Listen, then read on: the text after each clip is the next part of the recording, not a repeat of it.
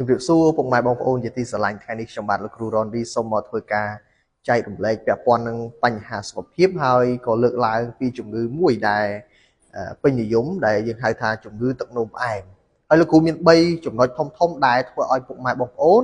កើតនៅជំងឺទឹកនោមផ្អែមកត្តាទី1គឺកត្តាដំណពូជបាទ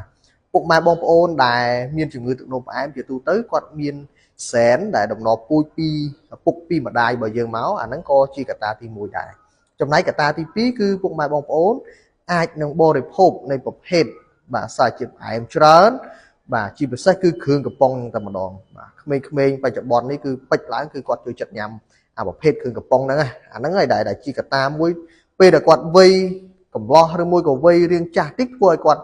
កើតមាននៅជំងឺនឹងតែម្ដងណាចំណែកកត្តាទី3សំខាន់គឺកត្តាអាយុពុកម៉ែបងប្អូនដែលមានអាយុចាប់ពី50ឆ្នាំឬ40ឆ្នាំឡើងហ្នឹងបើសិនបើយើងអត់បានណាជាយាមហាត់ប្រាណឲ្យបានទៀងទាត់ជាយាមលេងកីឡាឲ្យបានទៀងទាត់ជាយាមញ៉ាំរបបអាហារណាដែលជំនួយទៅដល់សុខភាពយើងទេអញ្ចឹងវានឹងធ្វើឲ្យពុកម៉ែបងប្អូនបង្កទៅកើតនៅជំងឺទឹកនោមផ្អែមនេះបានបាទអញ្ចឹងថ្ងៃនេះលោកគ្រូមាន3ចំណុចនេះហើយនឹងជួបគ្នានៅវីដេអូក្រោយៗទៀតលោកគ្រូនឹងចែករំលែក